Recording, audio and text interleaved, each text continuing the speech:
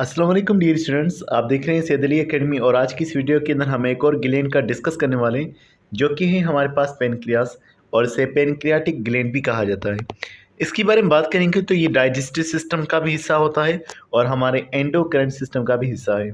Pancreas की बात करेंगे तो ये हमारे स्टमक के करीब में लोकेटेड होता है, स्टमक के बराबर में ये लोकेटेड होता है। अगर हम तस्वीर में देखेंगे तो आपकी बुक में ही तस्वीर बनाई गई है जिसके अंदर आपको स्टमक नज़र आ रहा है और स्टमक के साथ में एक ऑर्गन नज़र आ रहा है जो कि है हमारे पास पेनक्रियाटिक ग्लैंड, या जिसको हम पेनक्रियास कह रहे हैं। अब अगर हम बात करेंगे कि पेनक्रियास ये एंडोक्राइन ग्लैंड है या एक्सोक्राइन, तो लिखा हुआ it perform both endocrine and exocrine function. ये एंडोक्राइन ग्लैंड के तौर पर भी काम करेगा, यानी इसके हार्मोन्स डायरेक्टली ब्लड में जाएंगे तो एंडोक्राइन, और ये डक्ट के अंदर भी अपने केमिकल्स को भेजता है, तो ये एंडोक्राइन और एक्सोक्राइन दोनों के तौर पर काम करेगा। लेकिन एंडोक्राइन सेल्स का जो पोर्शन है वो बहुत कम होता है। लिखा हुआ endocrine cells makeup only 2% of the weight of the pancreas. Pancreas के अंदर 2% या 1 से 2% बहुत कम तादाद के अंदर एंडोक्राइन सेल्स मौजूद होते हैं जो एंडोक्राइन सिस्टम का हिस्सा होते हैं। Rest of the organ is exocrine tissues. बाकी का जो पूरा हिस्सा है वो एक्सोक्राइन टिश्यूज पर कंसिस्ट करता है। सिर्फ 2% इसके अंदर एंडोक्राइन सेल्स मौजूद हैं। एंडोक्राइन सेल्स क्या प्रोड्यूस करते हैं वो हम आगे डिस्कस करेंगे। फिलहाल अगर हम एक्सोक्राइन सेल्स की बात करें तो लिखा हुआ है डेट प्रोड्यूस बाइकार्बोनेट आयंस। वो बाइकार्बोनेट के आयंस को प्रोड्यूस कर रहे हैं और उसके अलावा वो एंजाइम्स को प्रोड्यूस करते हैं जो कि डाइजेस्टिव एंजाइम्स है, और इनका हिस्सा हमारे पास रोल ऑफ डाइजेशन में होता है कि डाइजेशन को कराना, ये काम इन्हीं एक्सोक्राइन पार्ट का होता है जो कि इस पेनक्रियास का है। और इसके बारे में लिखा हुआ है कि ये पेनक्रियास से जो एंजाइम्स हैं ये पेनक्रियास से जाते हैं स्मॉल इंटेस्टाइन में, और एक ट्यूब होता है जिसे पेनक्रियाटिक डक्ट कहते हैं। इस पेनक्रियाटिक डक्ट के ज़रिए से ये चीज़ें स्मॉल इंटेस्टाइन में चली जाती हैं। यानी कि अगर आप देखेंगे तो स्टमक के बाद ये है स्मॉल इंटेस्टाइन का पहला हिस्सा, डुडेनम जिसको बोलते हैं। अब यहाँ पर आप देखेंगे ग्रीन कलर से एक ट्यूब आ रही है, दिस इज पेनक्रियाटिक डक्ट, जो कि दाखिल होती है स्मॉल इंटेस्टाइन में। तो पेनक्रियाटिक डक्ट के जरिए से जो डाइजेस्टिव एंजाइम्स है वो स्मॉल इंटेस्टाइन में चले जाएंगे, बाइकार्बोनेट के आयंस जो हैं वो भी स्मॉल इंटेस्टाइन में चले जाएंगे।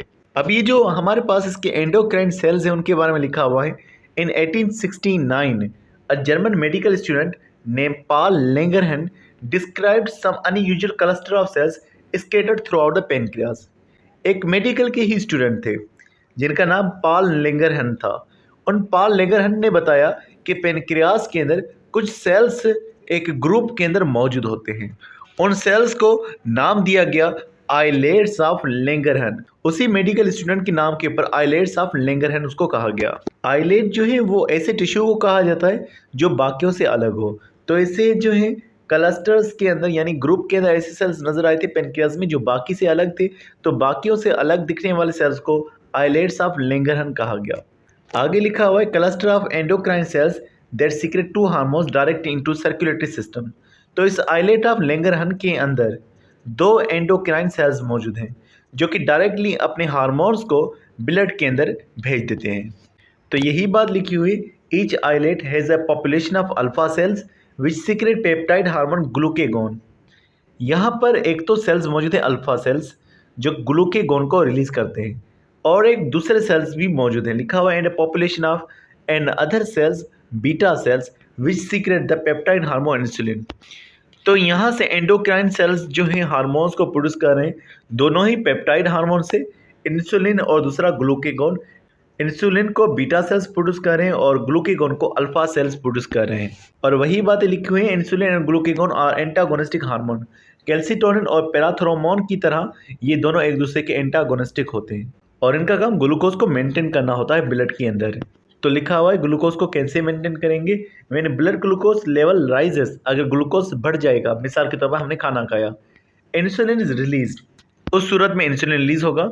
और इंसुलिन क्या करेगा, insulin cause most of the cells of the body to take up the glucose and either metabolise it for energy और convert it into the fat और ग्लाइकोजन फॉर स्टोरेज। अब 3 सूरत हाल हो सकती हैं। इंसुलिन या तो सेल्स को कहेगा, बॉडी सेल्स को, कि इसको जो है आप मेटाबोलाइज कर दो यानी इसको तोड़ दो ताकि एनर्जी मिल जाए, या फिर से फैट में कन्वर्ट कर दो ताकि वो भी स्टोर रहे, या ग्लाइकोजन के अंदर कन्वर्ट कर दो। आमतौर पर यही होता है कि ग्लाइकोजन के अंदर ग्लूकोज के ज़्यादा अमाउंट को कन्वर्ट किया जाता है। और ग्लाइकोजन जो स्टोर होगा वो लिवर के अंदर स्टोर होता है और उसके अलावा हमारे मसल्स में भी ग्लाइकोजन स्टोर होता है। तो लिखा है मोस्ट इंपोर्टेंट ऑर्गन जो है स्टोरेज के लिए है वो है लिवर। लिवर आमतौर पर ग्लाइकोजन को स्टोर करता है, लेकिन मसल्स भी इसे स्टोर करते हैं। पहले हमने इंसुलिन के बारे में डिस्कस किया कि अगर ग्लूकोज लेवल ज़्यादा हो जाता है। अब यहाँ पर ग्लूकागॉन का जिक्र है, लिखा हुआ है when blood glucose level drops. For example if a person skips breakfast, अगर कोई इंसान नाश्ता नहीं करता तो उसकी बॉडी के अंदर ग्लूकोज का लेवल कम हो जाता है, क्योंकि उसने रात को खाना खाया हुआ था। अब ये खाना हमारी बॉडी के अंदर ये जो ग्लूकोज है वो कम हो चुका होगा ब्लड में, क्योंकि ये यूज़ भी होता है। तो क्या होगा, glucagon is released, it activates liver enzyme that break down glycogen releasing glucose into the blood. तो ये जो ग्लूकागॉन है ये एक एंजाइम को एक्टिवेट करेगा, वो एंजाइम ग्लाइकोजन को कन्वर्ट कर देगा ग्लूकोज के अंदर और ग्लूकोज फिर हमारे ब्लड में शामिल हो जाएगा। तो ब्लड में जो ग्लूकोज कम हुआ था वो पूरा हो जाएगा। It also promote lipid breakdown releasing fatty acid that are metabolised for energy. तो ये लिपिड्स के ब्रेकडाउन से भी जो है एनर्जी को प्रोड्यूस करेगा। लिपिड ब्रेकडाउन होगा फैटी एसिड्स में और फिर उनके टूटने से एनर्जी प्रोवाइड करने का काम ये भी ग्लूकागॉन का होगा। अब आप ये तस्वीर देखेंगे तो आपको यहाँ पर नज़र आएगा कि कुछ कुछ ये टुकड़े मौजूद हैं सेल्स के। इन सेल्स के क्लस्टर्स को, इन अलग से दिखने वाले टिश्यूज़ को, इन्हें नाम दिया गया आइलेट्स ऑफ लैंगरहंस। अब आइलेट्स ऑफ लैंगरहंस के अंदर आप अल्फा सेल्स को देख रहे हैं जो ग्लूकागॉन को रिलीज़ कर रहे हैं। उसके अलावा बीटा सेल्स को देख रहे हैं जो इंसुलिन को रिलीज़ कर रहे हैं। उसके अलावा दूसरे हैं एकिनर सेल्स और डक्ट सेल्स। ये जो एकिनर सेल्स होते हैं ये ज़्यादा हिस्से में मौजूद होते हैं। ये एकिनर सेल्स एक्सोक्राइन सेल्स हैं और ये जो एकिनर सेल्स होते हैं ये पैनक्रियाटिक जूसेस को रिलीज़ करते हैं जिसके अंदर ये डाइजेस्टिव एंजाइम्स मौजूद होते हैं। उसके अलावा आपको यहाँ पर डेल्टा सेल्स नज़र आ रहे हैं। ये जो डेल्टा सेल्स हैं इनके बारे में लिखा हुआ कि ये सोमेटोस्टेटिन को रिलीज़ कर रहे हैं। ये सोमेटोस्टेटिन ये ग्रोथ हार्मोन इनहिबिटिंग हार्मोन होता है जो ग्रोथ हार्मोन को प्रोड्यूस होने से रोकेगा। ये हाइपोथैलेमस के पास भी प्रोड्यूस हो रहा है और दूसरा यहाँ पर आइलेट्स ऑफ लैंगरहंस के अंदर भी प्रोड्यूस हो रहा है। उसके अलावा यहाँ पर एफ सेल्स मौजूद हैं। दरअसल इन एफ सेल्स को पहले गामा सेल्स कहा जाता था। अब ये एफ सेल्स जो है एक हार्मोन को प्रोड्यूस करें जो कि है पैनक्रियाटिक पॉलीपेप्टाइड। इसका काम बेसिकली जो है डाइजेशन में होता है। अब आप यहाँ पर देख रहे हैं कि आइलेट्स ऑफ लैंगरहंस मौजूद है और साथ में एक ब्लड वेसल भी मौजूद है। तो ये जो ब्लड वेसल मौजूद है इसके अंदर डायरेक्टली इन हार्मोन्स को पहुँचाया जाएगा। तो जैसे लिखा हुआ है कि हार्मोन्स इंसुलिन और ग्लूकागॉन है ये इस ब्लड वेसल में ट्रेवल करे, तो ब्लड वेसल में ये डायरेक्टली पहुँच जाते हैं, इसलिए ये एंडोक्राइन ग्लैंड्स कहलवाते हैं। उसके अलावा यहाँ पर आप देखेंगे एकिनर सेल्स के बारे में लिखा हुआ है कि वो एंजाइम्स को सीक्रेट करते हैं, डाइजेस्टिव एंजाइम्स। और डक्ट सेल्स जो हैं ये सीक्रेट कर रहे हैं लिक्विड फॉर्म के अंदर सोडियम बाइकार्बोनेट को सॉल्यूशन के तौर पर ये सीक्रेट कर रहे होते हैं। आगे एक कंडीशन का लिखा हुआ है डिफेक्ट इन इंसुलिन प्रोडक्शन। अगर इंसुलिन नहीं प्रोड्यूस हो पाती, रिलीज़ हो पाती या इसका पहचाना नहीं जाता, अगर टारगेट सेल्स इसे नहीं पहचानते, तो ऐसी कंडीशन को डायबिटीज़ मेलिटस कहा जाता है। मतलब इंसुलिन का काम था कि ज़्यादा ग्लूकोज को वो कन्वर्ट कराए। अब सेल्स के पास इंसुलिन पहुंचेगा ताकि वो वहाँ पर ज़्यादा ग्लूकोज को कन्वर्ट करा दे ग्लाइकोजन के अंदर, लेकिन सेल्स नहीं पहचानते तब भी ये मामला होगा डायबिटीज़ मेलिटस का। इंसुलिन रिलीज़ नहीं हो पाता, सेल से नहीं निकल पाता तब भी ये होगा। अगर प्रोड्यूस भी नहीं हो पाता तब भी ये मामला हो सकता है डायबिटीज़ मेलिटस का। और इसके बारे में लिखा हुआ है a condition in which blood glucose level आ रहा है। एक ऐसी कंडीशन जिसके अंदर ब्लड के अंदर ग्लूकोज का लेवल हाई होगा एंड फ्लक्चुएट, और ये चेंज हो रहता है बहुत ज़्यादा, वाइडली चेंज होता रहेगा विद शुगर इनटेक। जैसे ही हम खाना खाएंगे, शुगर को कंज्यूम करेंगे तो ये ब्लड के अंदर ग्लूकोज का लेवल बहुत ज़्यादा चेंज हो जाएगा। तो ये डायबिटीज़ मेलिटस की कंडीशन कहलवाएगी। अब हमारे पास एक चार्ट मौजूद है जिसके अंदर लिखा हुआ है हाई ब्लड शुगर। अगर ब्लड शुगर ज़्यादा हो गई तो उस ज़्यादा ब्लड शुगर के नतीजे में क्या होगा, तो लिखा हुआ है कि इंसुलिन हमारे प्रोड्यूस होंगे। और इंसुलिन जो है कहाँ से प्रोड्यूस होंगे, कहाँ से रिलीज़ होंगे, ये रिलीज़ होंगे हमारे पेनक्रियाज में से। पेनक्रियाज रिलीज़ करेगा इंसुलिन को। ये इंसुलिन जो है कहाँ पर असर करेगा, ये टारगेट सेल्स पर असर करेगा जो कि हमारे पास शुगर को कम कर देंगे। उसके अलावा ये इंसुलिन असर करेगा हमारे पास लिवर पर। लिवर पर जब असर करेगा तो ग्लूकोज जो ज़्यादा है उसमें से ग्लाइकोजन बनाया जाएगा, तब भी ब्लड का शुगर लेवल कम हो जाएगा। अगर टारगेट सेल्स पर इंसुलिन असर कर रहा है तब कैसे ब्लड का शुगर कम हो रहा है? टारगेट सेल्स पर असर इसलिए हो रहा है क्योंकि टारगेट सेल्स के अंदर ग्लूकोज को लाया जा रहा है, ब्लड में से निकाल करके टारगेट सेल्स में लाया जा रहा है। Stimulate glucose Uptake from blood में से ग्लूकोज जाएगा तब भी जो है ग्लूकोज का लेवल कम हो जाएगा और ग्लाइकोजन की फॉर्मेशन से भी ग्लूकोज का लेवल कम हो जाएगा ब्लड में। तो इस तरह से ये कंट्रोल कर रहा है। अगर लो शुगर हो जाए तब क्या होगा? तब हमारे पास ये होगा कि जो हार्मोन हमारे पास मौजूद है ग्लूकागॉन, वो रिलीज़ होगा। और कहाँ से रिलीज़ होगा? पेनक्रियाज में से। ये ग्लूकागॉन कहाँ पर असरअंदाज होगा? ये ग्लूकागॉन भी लिवर पर असरअंदाज होगा। और लिवर पे ये क्या करेगा? ये ग्लाइकोजन को कन्वर्ट कर देगा ग्लूकोज के अंदर। तो ग्लाइकोजन ब्रेकडाउन होगा। ग्लाइकोजन के ब्रेकडाउन होने से क्या होगा कि ग्लूकोज जो है वो ब्लड में चला जाएगा। इस तरह से ब्लड का जो शुगर लेवल है वो राइज अप हो जाएगा। तो इसका काम शुगर को राइज करना और इंसुलिन का काम शुगर को लोअर डाउन करना। अब डायबिटीज मेलिटस का एक और डिसएडवांटेज यहाँ पर लिखा हुआ है the lake of functional insulin in diabetics causes the body to rely much more on heavily on fats as an energy source। क्योंकि इंसुलिन मौजूद नहीं है हमारे पास, तो हमारे पास जो ग्लूकोज है वो वेस्ट हो रहा है डायबिटिक पेशेंट के अंदर। अब बॉडी के पास एनर्जी नहीं आ रही, तो हमारी बॉडी क्या करेगी? अब हमारी बॉडी ग्लूकोज के बजाय हमारी बॉडी फैट पर रिलाई करेगी ताकि फैट में से एनर्जी हासिल हो सके। तो लिखा हुआ है leading to high circulatory level of lipids.